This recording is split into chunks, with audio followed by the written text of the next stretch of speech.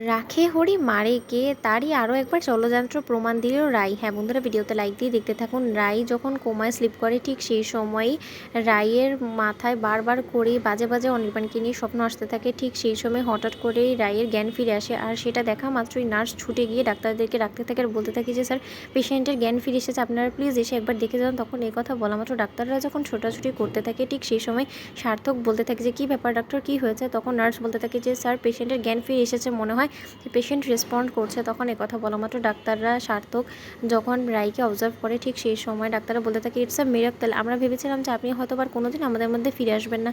আমরা তো ইভেন এটাও বলে চেয়েছিলাম যে আগামী 48 ঘন্টার মধ্যে যদি আপনার সেন্স না ফিরে আসে তাহলে হয়তো বা আপনাকে আমরা আর বাঁচাতে পারবো না। কিন্তু এই মিরাক্কেলটা যে এত তাড়াতাড়ি ঘটবে আমরা সেটা কল্পনাও করতে পারিনি। সত্যি কথা, রাখে হরি মারে কি মানুষের কথা বলে সত্যিকার অর্থে প্রকৃত শর্ত, সেটা আপনি আরও একবার প্রমাণ করে দিলেন। ওদিকে রাই বলতে থাকে কাঁদো কাঁদো আওয়াজে সার্থককে যে সার্থক আর স্রোত বৌমনি ওরা কোথায়? তখন একথা বলা মাত্র সার্থক বলতে থাকে যে সকলে আপনার জ্ঞান ফিরে আসার অপেক্ষা করছিল, ওরা সকলে বাহিরেই আছে, আপনি দেখা করবেন ওদের সাথে। তখন স্রোত এবং রায়ের বৌমনি এবং রায়ের মা যখন রায়ের কাছে ছুটে যায় রায়ের দেখা করার জন্য রায়ের সাথে, তখন রায়ের মা অঝরে কাঁদতে থাকে রাইকে দেখে আর বলতে থাকে যে মারে, তুই যে আমাদের মধ্যে আরও একবার ফিরে এসেছিস সেটাই ঠাকুরের কাছে অনেক কোটি কোটি শুক্রিয়া। আমি তো ভেবেছিলাম যে হয়তোবা তোকে আমি চিরকালের জন্য হারিয়েই ফেললাম। ওদিকে স্রোত বলতে থাকে যে দিদিভাই, তুই আমাদের সাথে এত বড় বিশ্বাসঘাতকতাটা কী করলি বলতো? তুই তো আমাদেরকে কথা দিয়েছিলিস যে তুই আমাদের মাঝে ফিরে আসবি, আমাদের হাতে হাত দিয়ে আমাদেরকে বাঁচার সঠিক পথ দেখাবি, তা না করে তুই আমাদেরকে ছেড়ে চলে যাওয়ার পরিকল্পনা কী করে করলি বলতো? তখন রাই বলতে থাকে ধুর বোকামে,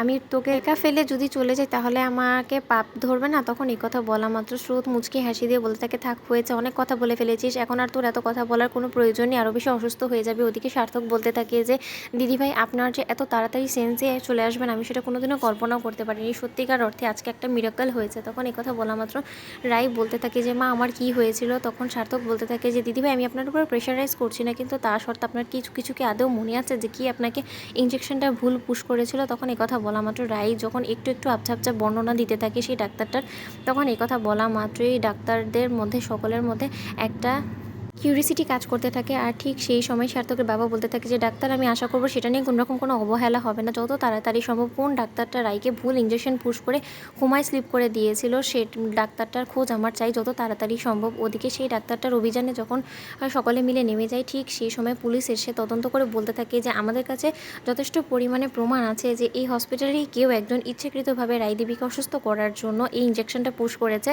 আর আমরা এই হসপিটালের সিসিটিভি ফুটেজটা একবার চেক করতে চাই। তখন কথা শোনা মাত্র সেই ডাক্তারটা ঘাবড়ে গিয়ে ঘামতে থাকে আর বলতে থাকে যে স্যার, সিসিটিভি ক্যামেরা চেক করে কী বা লাভ হবে? তখন পুলিশ অফিসার বলতে থাকে আপনি আমাদেরকে কাজ শেখাবেন না। তো বন্ধুদের ভিডিওটি ভালো লাগলে লাইক কমেন্ট শেয়ার করে সাবস্ক্রাইব করতে ভুলো না।